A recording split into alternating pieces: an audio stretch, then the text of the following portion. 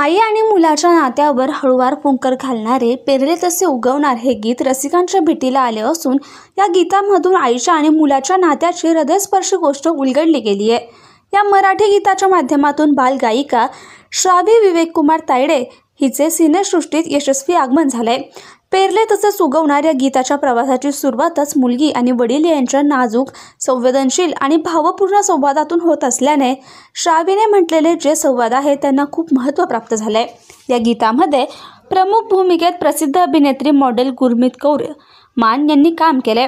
गुरमीत कौर मान ही एक बहुमुखी अभिनेत्री असून त्यांनी आई आणि मातृत्वाच्या वेगवेगळ्या छटा या गीतातून अद्भुतपणे साकारल्या आहेत।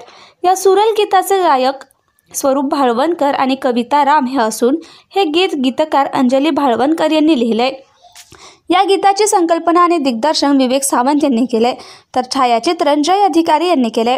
गुरमीत कौर मान यांच्या व्हसर स्टुडिओने या गीताची निर्मिती केली आहे।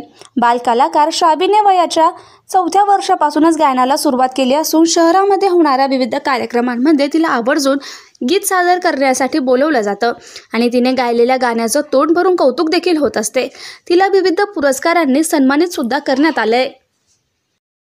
माझ्या माईच्या लेकरार माझ्या राजार ऐक माझा यो विचार माझ्या राजार माझ्या राजार माझ्या राजार सोबत असता मुले माझी व्यर्थ कशाला करू विचार सोबत असता मुले माझी व्यर्थ कशाला करू विचार पूर्ण विश्वास तुम्हावरी पेरले तसेच उगवणार पेरले तसेच उगवणार। काय केलं त्याच्यामध्ये?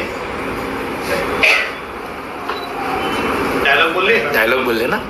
हाँ स्वरूप काका बरोबर डायलॉग बोलले ना? डायलॉग बोल बाबा बाबा ऐकून वाईट आहे, मला तुझ्यासोबत नाही राहायचं। तुम्ही पण तुमच्या आईला सोडून टाकलं ना, मग तुम्ही पण वाईट झालेत ना? ही माया तिथेच आई सदैव तुम्हाला भेटणार।